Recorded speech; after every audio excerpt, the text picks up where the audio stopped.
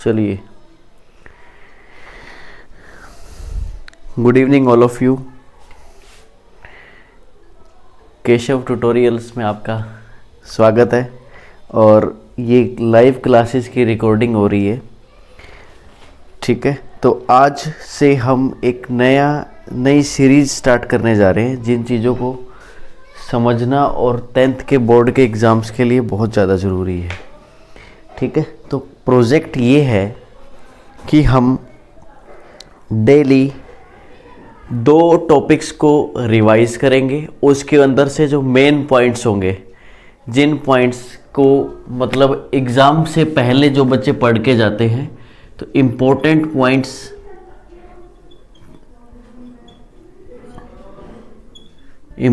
Points का start कर रहे हैं हम चैप्टर 1 और चैप्टर 2 आज करेंगे। चैप्टर 1 और चैप्टर 2 आज करेंगे। इसके साथ क्वेश्चन पेपर की सीरीज़ 2011 से 2019 तक के सारे पेपर हम सीबीएसई बोर्ड के सॉल्व करेंगे इन क्लास। तो without wasting time let's start. आप लोगों का सबसे पहला जो चैप्टर है वो है रियल नंबर्स। रियल नंबर्स में जो भी इम्पोर्टेंट बातें, कुछ कॉन्सेप्ट्स जो मैंने आप लोगों के लिए लिखे हुए हैं वो मैं आपको बता देता हूँ। रियल नंबर्स,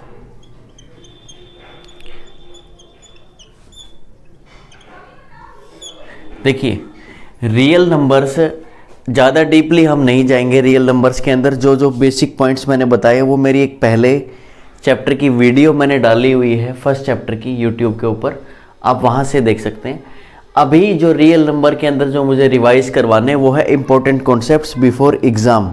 तो आप लोगों का सबसे पहला, अगर मैं बात करना चाहूँ कि कोई नंबर है x, जो एक रेशनल नंबर है, मान लीजिए p/q की फॉर्म में लिख सकते हैं हम उस रेशनल नंबर को, तो वो टर्मिनेटिंग कब होगा और नॉन टर्मिनेटिंग कब होगा?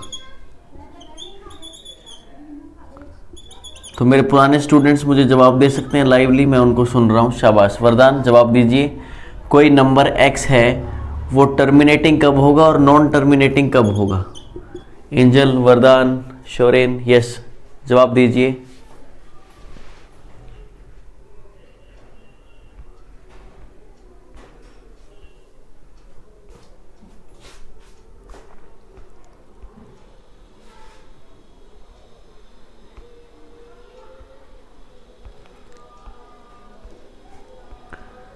ठीक है, तो आपकी बात ठीक है बिल्कुल, कि जब वो उसको टर्मिनेट, उस जो क्यू है वो पी को पूरी तरह से जब डिवाइड कर देगा तो वो टर्मिनेटिंग होगा, लेकिन जो चेन है वो ब्रेक नहीं होगी, तब वो नॉन टर्मिनेटिंग होगी।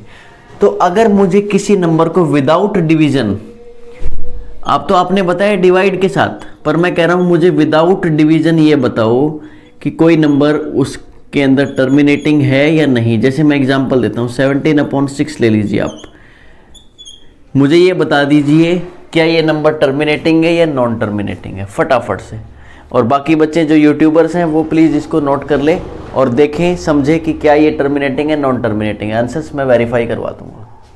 देखिए, तो आप लोगों के दिमाग में एक बात आई होगी कि सर एक फॉर्मूला आपने या फिर हमने कहीं ना कहीं पढ़ा है, वो ये है कि जब कोई डिनोमिनेटर 2 या 2 और 5 का जो मल्टीपल है, या तो 2 हो ओनली, या 5 का मल्टीपल हो, या फिर दोनों हो, अगर ऐसा कुछ है, इनकी पावर्स में कुछ है, तो वो डिवाइड पूरा होगा। जैसे इसका फार्मूला ये कहता है 2 की पावर n एंड, या फिर इंटू का निशान, यहाँ पर इंटू का सिंबल यूज़ करके, इंटू 5 की पावर m।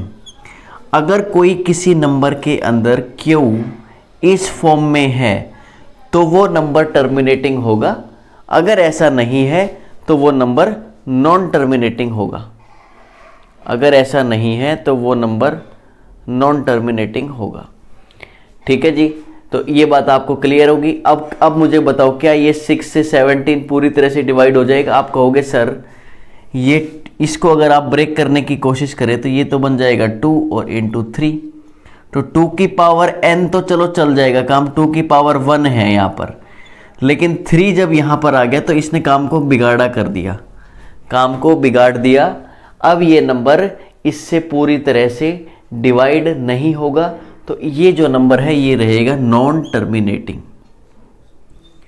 फॉर्मूला आपको बताया, जब कोई नंबर p बाई क्यू की फॉर्म में है और q को आप 2 की पावर n और 5 की पावर m में, अगर मान लीजिए यहाँ पर 3 नहीं होता, मैं आपको एक एग्जांपल देके समझाने की कोशिश करता हूँ। मान लीजिए आपको मैंने दिया 13/125, ये लीजिए। अब मैं इसको कैसे बताऊं विदाउट एक्चुअल डिवीजन? ये क्वेश्चन बनता है एग्जाम में, एक क्वेश्चन पक्का आएगा यहाँ से, एक क्वेश्चन सीबीएसई बोर्ड में क्लास 10th में पक्का आएगा ही आएगा। अगर 13/125 को आप विदाउट एक्चुअल डिवीजन बता सकें कि ये टर्मिनेटिंग है या नॉन टर्मिनेटिंग, तो 1 या 2 मार्क्स तो आपके पक्के होंगे एग्जाम में 80 में से। तो अब इसको आपने क्या करना है, सेम क्यूब को लेना है, इसके फैक्टर्स बनाने। ये है 5 की पावर 3, ठीक है, तो 5 की पावर m तो हो गया, लेकिन क्या इंटू 2 की पावर समथिंग है? कुछ भी नहीं है, तो 2 की पावर 0, और किसी भी नंबर की पावर जब 0 होती है वो होता है 1, ठीक है। तो 2 की पावर 0 का मतलब हुआ 1, तो इसके रहने या ना रहने से कोई फर्क नहीं पड़ेगा। 13/125 में 5 है अकेला तो भी काम चल जाएगा, 2 नहीं है तो 2 की पावर 0 करके आप इसको शो कर सकते हैं, क्योंकि इससे कोई फर्क नहीं पड़ता। तो दैट नंबर इज टर्मिनेटिंग। तो ये था पहला कॉन्सेप्ट, टर्मिनेटिंग, ठीक है, ये था आप लोगों का फर्स्ट कॉन्सेप्ट। इसके बाद अगर बात करें हम, मैंने आपको दोनों चीज़ें बताई कि टर्मिनेटिंग कब होगा, नॉन टर्मिनेटिंग कब होगा, ठीक है। टर्मिनेटिंग जब होगा जब 2 की पावर n इंटू 5 की पावर m की फॉर्म में हो कोई नंबर, जब q किसी नंबर का डिनोमिनेटर इट मीन्स, और नॉन टर्मिनेटिंग जब होगा जब ऐसा ना हो, सिंपल सी बात, जब वहाँ पर 3 मिल जाए आपको मल्टीप्लाई में, उसके प्राइम फैक्टराइजेशन करने पे 7 मिल जाए, 9 मिल जाए, 11 मिल जाए, 13 मिल जाए, या कोई और प्राइम नंबर मिल जाए, तो इसका मतलब वो फिर गड़बड़ कर देगा और फिर वो उस चीज़ को नॉन टर्मिनेटिंग बना देगा। अब अगर इसके अंदर आप लोगों ने ये भी देखा होगा कि रियल नंबर्स के अंदर कुछ तरह के नंबर्स के बारे में हम पढ़ाई करते हैं, वो नंबर्स कौन कौन से हैं। सबसे पहले नंबर मुझे आप लोग बता दीजिए, को प्राइम क्या होता है? यस, जल्दी बताइए, शाबाश। को प्राइम नंबर्स क्या होते हैं, उसका कोई एग्जाम्पल?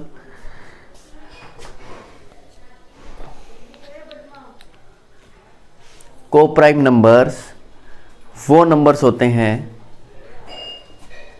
को प्राइम नंबर्स वो नंबर होते हैं जो दो नंबर एक साथ हो, जैसे मैंने कहा 1 और 2, इनके बीच का जो HCF है वो सिर्फ 1 रहेगा, तभी वो नंबर्स को प्राइम रहेंगे, तभी वो पेयर को प्राइम का होगा।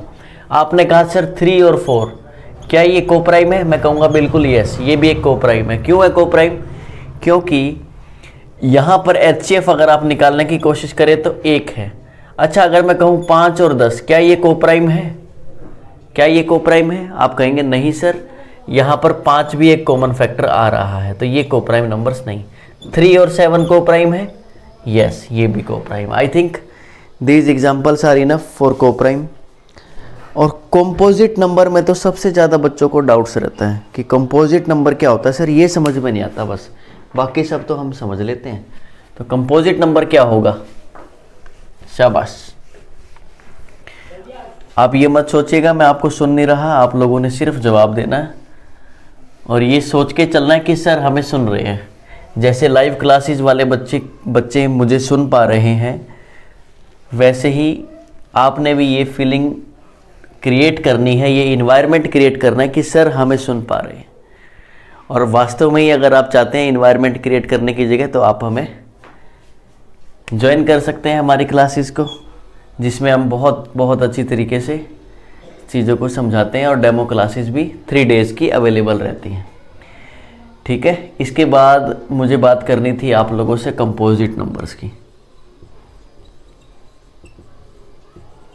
कंपोजिट नंबर क्या होते हैं? जो भी नंबर्स जिसके अंदर HCF 1 ना हो वो सारे ही कंपोजिट नंबर्स हैं। जैसे 4, 6 ये कंपोजिट नंबर्स हो गए। ठीक है, मतलब को प्राइम नंबर्स का अपोजिट वो आपका कंपोजिट नंबर होते हैं। ठीक है, आप अगर अकेले नंबर को भी लेना चाहें जैसे 8, क्या ये कंपोजिट नंबर है? तो बिल्कुल है, क्योंकि इसके अंदर इसके फैक्टर्स 1 के अलावा 2 भी है, 4 भी है और 8 खुद भी है। तो चलो खुद की तो कोई फ़र्क नहीं पड़ता, 1 से भी कोई फ़र्क नहीं पड़ता, ये 2 और 4 भी इसके फैक्टर्स हैं, तो ये एक कंपोजिट नंबर हुआ। क्योंकि 1 और इटसेल्फ, तो ये तो आपका कोप्राइम नंबर्स के अंदर भी यही होता है, बट इसके अलावा जब आपको उसके मल्टीपल्स देखने को मिलते हैं, फैक्टर्स देखने को मिलते हैं, तब आप उसको कंपोजिट नंबर बोल सकते हैं। अब आ जाते हैं, बात करते हैं रियल नंबर्स की। देखिए रियल नंबर क्या होता है? बहुत आसान सी डेफिनेशन है।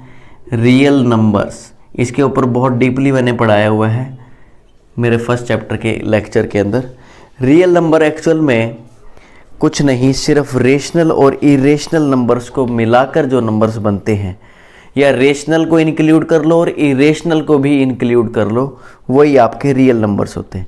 अब आप कहेंगे सर रेशनल और इरेशनल, रेशनल आपको पता है जिस नंबर को हम p/q की फॉर्म में लिख सकते हैं वो रेशनल, जिस नंबर को आप p/q की फॉर्म में नहीं लिख सकते वो इरेशनल। क्या 2 एक रेशनल नंबर है? हाँ बिल्कुल है। क्या √2 एक रेशनल नंबर है? नहीं, बिल्कुल नहीं। तो ये जब कोई रेशनल नंबर नहीं हुआ तो वो हुआ इरेशनल नंबर। ठीक है, ये तो आपका फर्स्ट टॉपिक का। अच्छा, इसके बाद यूक्लिड डिवीजन लेमा जो 2020 के सिलेबस में आपका कटवा दिया गया है, लेकिन उसको एक बार ध्यान से सुन लीजिए, बहुत आसान सा है, सिर्फ डिवाइड करना ही सिखाया हुआ उसने। वो कहता है यूक्लिड डिवीजन लेमा ये कहता है कि मैं आपको सबसे पहले एक एग्जांपल के थ्रू समझाने की कोशिश करता हूँ। मान लीजिए आपने 7 को डिवाइड किया 3 से। ठीक है, तो आप क्या करेंगे सर? 3 × 2 = 6 और रिमाइंडर बच गया 1। अब यूक्लिड डिवीजन लेमा को ध्यान से समझ लो। ठीक है, तो ये क्या हुआ? 7 = व्हाट? 3 × 2 + 1। यही तो हुआ। इसी को यूक्लिड डिवीजन लेमा कहते हैं सिंपल लैंग्वेज में। और इसका फॉर्मूला आप लोग याद करना चाहें तो वो आप कर सकते हैं। अगर इस नंबर को a मान लो आप, तो ये b है, और ये क्वोशेंट के लिए q और रिमाइंडर के लिए r शब्द का यूज़ किया है, r अल्फ़ाबेट्स का यूज़ किया। तो फॉर्मूला हो जाएगा a = bq प्लस में r। अब यहाँ पर कुछ कंडीशंस है, यहाँ पर कुछ कंडीशंस है। वो कंडीशंस क्या है? जो रिमाइंडर है वो रिमाइंडर कभी भी a से बड़ा नहीं हो सकता। Remainder can not be greater than a। और रिमाइंडर 0 भी हो सकता है, 0 से बड़ा भी हो सकता है, बट इसको ऐसे लिख सकते हैं 0 के इक्वल और 0 से बड़ा, but always shorter than a। ये एक छोटी सी चीज़ को ध्यान रखना है बस। ये यूक्लिड डिवीजन लेमा है, इसके ऊपर बहुत सारे क्वेश्चंस बनते थे, लेकिन इस साल आपके ये क्वेश्चंस नहीं बन रहे। आप लोगों को रिलैक्सेशन दी गई है इस छोटे से सब टॉपिक से।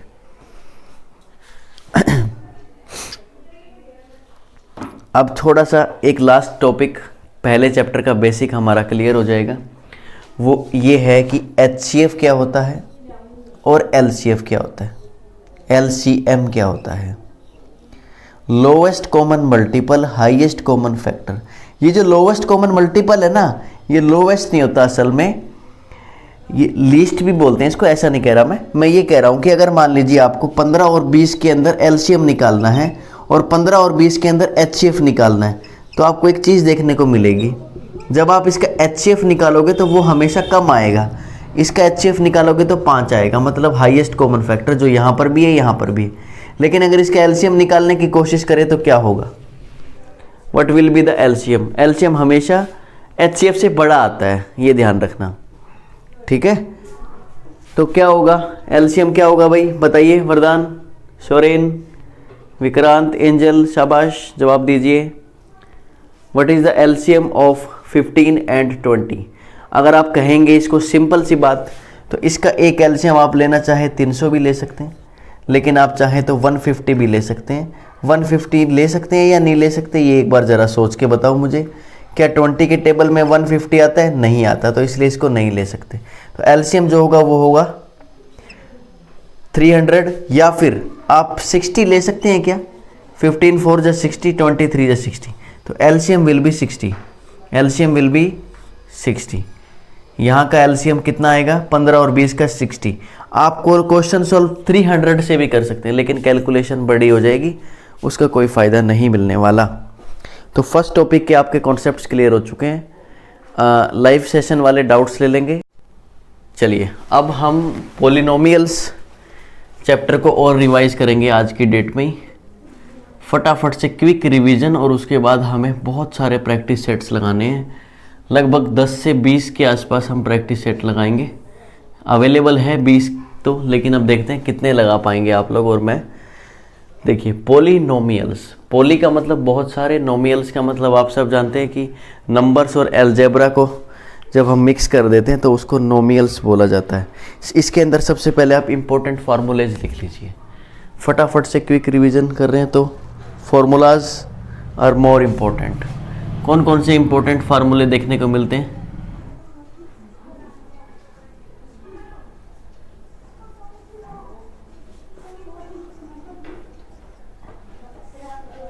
अब देखो, सबसे पहला अगर मैं कहूं अल्फा की पावर 4 प्लस बीटा की पावर 4 का, ये चलो इसको ऐसा ही मान लो। इसको एक काम करो, अल्फा बीटा छोड़ो, ए और बी की उसमें मान लो, ताकि देखो ए की जगह पर अल्फा लिख सकते हैं, कोई दिक्कत नहीं है, बी की जगह पर बीटा लिख सकते हैं, लेकिन आप लोग कंफ्यूज ना हो इसलिए मैंने इसको शॉर्ट लैंग्वेज में ले लिया। चलिए अगर इस क्वेश्चन को सॉल्व करना हो, अगर अच्छा प्लस का साइन की जगह पर आप माइनस कर दीजिए। अब बताइए इसका सॉल्यूशन क्या होगा? ए की पावर 4 माइनस बी की पावर 4।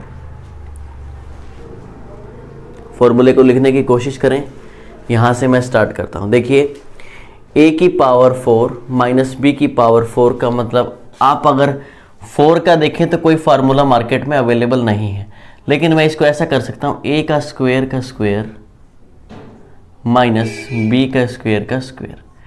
मैंने ए स्क्वायर को तो ए मान लिया, बी स्क्वायर को मैंने मान लिया बी, तो क्या होगा? A square minus b square. Sir आप कहेंगे कि ए प्लस बी और ए माइनस बी, तो ए स्क्वायर प्लस बी स्क्वायर, और ए माइनस बी मतलब ए स्क्वायर माइनस बी स्क्वायर।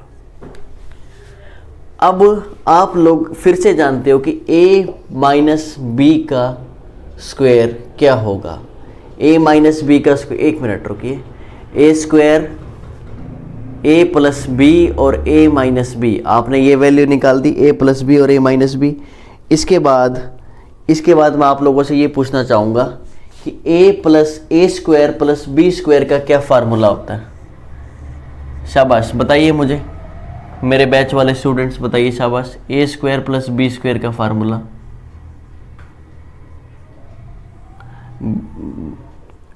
बिल्कुल, आपने बिल्कुल सही, अभी तक जितना पढ़ा है उसके हिसाब से आपने बिल्कुल सही कहा, लेकिन ए स्क्वायर प्लस बी स्क्वायर का भी फार्मूला होता है, उसको नोट कर लो। वो हमेशा, बहुत ज़्यादा बार तो नहीं कहता, लेकिन बहुत कम पूछ लिया जाता है।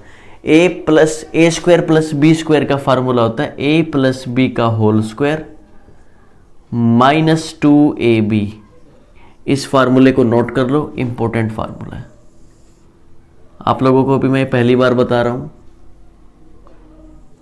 लेकिन एक दो क्वेश्चन इसके ऊपर आए हुए हैं सीबीएसई बोर्ड में, इसीलिए इस फार्मूले का जिक्र मुझे करना पड़ा।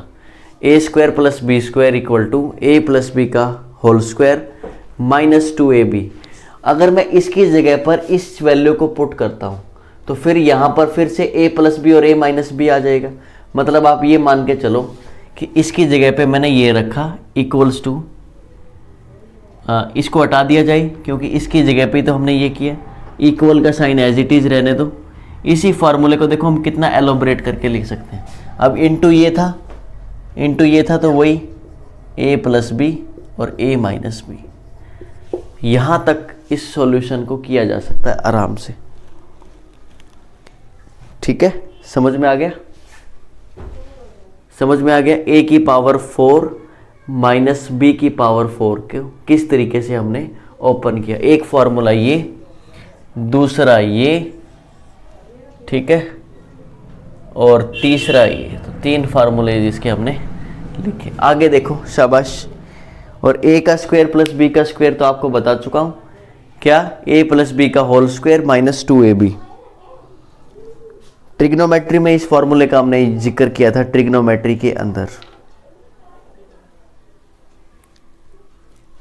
वहां पर भी कुछ ऐसी एल्जेब्रिक उसका यूज हो जाता है। शायद मैंने आपको वो क्वेश्चंस नहीं करवाए, वो अलग बैच था, मे बी मैंने करवाया है। लेकिन आगे आ जाओ, शाबाश। a cube plus b cube का फार्मूला बता दो, बहुत आसान है। a cube plus b cube, बताओ भाई वरदान, शाबाश। विक्रांत,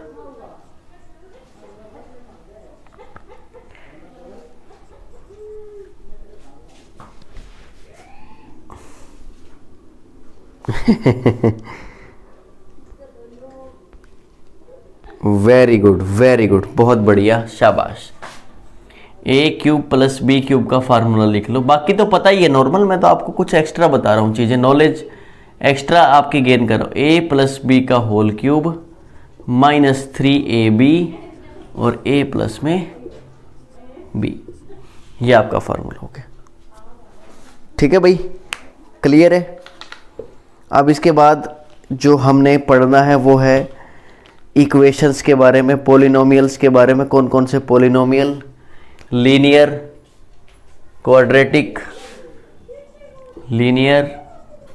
एक बार लीनियर के बारे में पूरा जिक्र कर लेते हैं। इसकी जनरल फॉर्म होती है ax प्लस में b, ax प्लस में b इसकी जनरल फॉर्म हो गई। और इसके बाद आप इसके अंदर अगर सम ऑफ जीरोज निकालना चाहे तो वो क्या होता है? माइनस का b बाई ए, और प्रोडक्ट ऑफ जीरोज क्या होगा इसका? शाबाश, बताइए वरदान।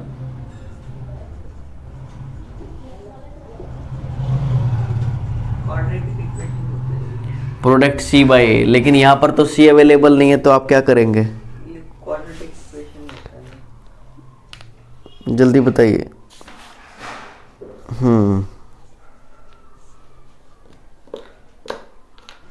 c की जगह पे 0 ले लेंगे, तो 0 बाई अपॉन। तो इसका मतलब क्या हुआ कि जो product of zeros linear equation का नहीं होता। अगर आप c की जगह पे 0 लेंगे तो 0/1 क्या हो जाएगा? कुछ नहीं, 0/1 0। तो product of zeros linear equation का नहीं होता। बात करते हैं क्वाड्रेटिक इक्वेशंस की। तो जनरल फॉर्म होती है ax का square plus bx plus c। Sum of zeros ऊपर लिख रहा हूँ, प्रोडक्ट ऑफ जीरोज नीचे लिखूंगा। ax square plus bx plus c। Sum of zeros वही होता है माइनस का b by a, product of zeros होता है c बाई ए। ठीक है, sum of zeros minus b by a ही रहेगा, product of zeros c by a. अगर बात करें क्यूबिक इक्वेशन की, क्यूबिक में ना आप अगर देखना चाहें रिलेशंस तो 3 तरह के बनेंगे।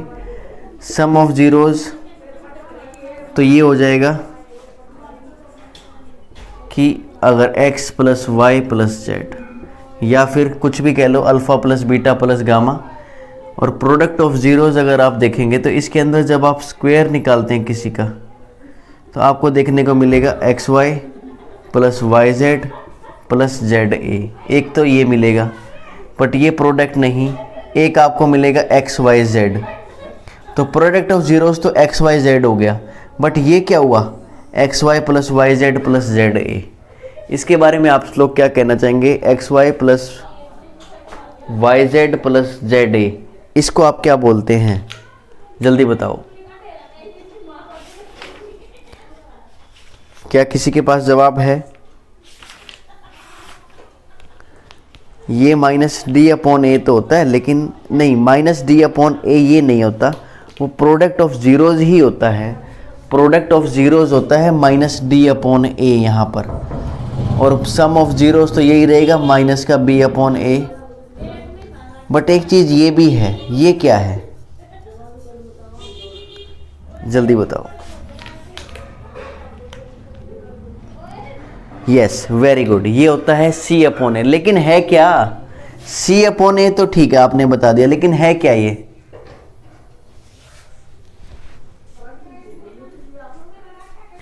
हाँ, sum, yes yes, sum of product of two consecutive zeros, बिल्कुल ठीक कहा। ये जो है ये sum of product of conjugative of two zeros होता है। ठीक है, तो ये था आपका पूरा बढ़िया तरीके से इस सेकंड चैप्टर का सम अप। लेकिन इसमें लास्ट आपको ग्राफ के ऊपर और बता दिया जाए, आप सब जानते हैं, क्विकली एक बार देख लिया जाए। अगर ग्राफ के ऊपर कोई भी कर्व अगर इसको एक बार टच कर रही है, 2 बार कर रही है, तो इसका मतलब ये हुआ, ये किस तरह की इक्वेशन हुई? ये हुई क्वाड्रेटिक इक्वेशन, और 2 जीरोस होंगी इसके अंदर। और अगर उसके अंदर अगर सिर्फ एक बार टच करता है ऐसे, ठीक है, एक बार टच किया, और किसको टच करना है? एक्स एक्सिस को टच करना है, वाई से कोई लेना देना नहीं, तो इसमें हो जाएगी ये लीनियर, और इसका सॉल्यूशन होता है 1 जीरोस होती है इसके अंदर, 1 जीरोस। और अगर इसमें अगर ये मैंने ऐसे फिर से घुमा दिया नीचे की तरफ, तो ये 3 जीरोस और क्यूबिक इक्वेशन।